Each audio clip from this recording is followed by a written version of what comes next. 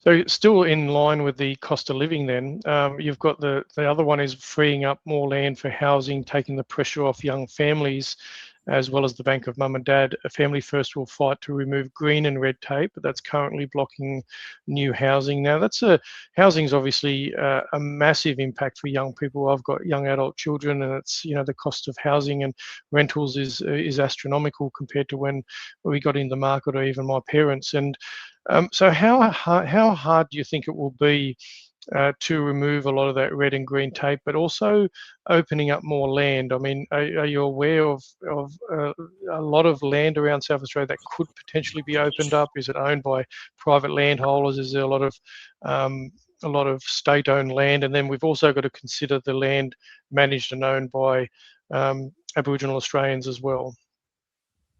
So I think, Mark, it's going to take a lot of hard thinking, but I think it's possible.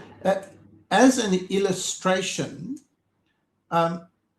when we bought our first house back about 200 years ago now, back in 1991, our house was 3 times my annual salary. Now, and that was a reasonable salary. I was working as a lawyer. My son is a lawyer. He's about the similar age, or a bit younger than I was in the profession. But he would have to, it would now take him about 10 times his annual salary to buy the equivalent house. So that's what's happened across the board. Now, so we have to do something about that. But South Australia has always led the way has historically led the way in housing. I mean, under Sir Tom Playford, we had the best housing trust, SA Housing, in the country. And so we can do something, and we can look at opening up land areas.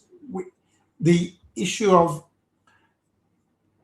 limiting the amount of hoops people have got to go through to get permission to build houses, etc., is important. People in some suburbs object to urban infill, but we're going to have to live with that, I think. And then long-term, looking to develop the infrastructure for the north and south, so that couples and families can buy houses in those spreading areas up north and down south.